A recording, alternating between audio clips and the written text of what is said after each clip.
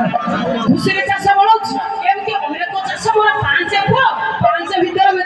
ବାପା ଚାଷ କାମ କରିଛୁ ଗୋ ସେବା କରୁଛୁ ମଇଁଷି ଚାଷ ମଇଁଷି ସେବା କରୁଛୁ ମେଣ୍ଢା ଛେଳି ଆମର ଯାହା ବି ସବୁ ରହିଲା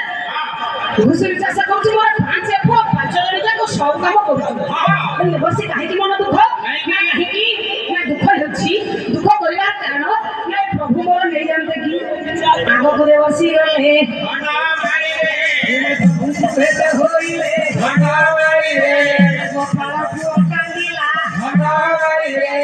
ପୁଅ ଜନ୍ମ ହୋଇଥିଲେ କରିଦିନ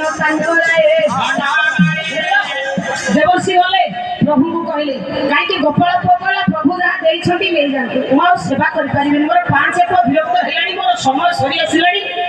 ପ୍ରଭୁ ଶୁଣିଲେ ପ୍ରଭୁ କହିଲେ ଗୋପାଳ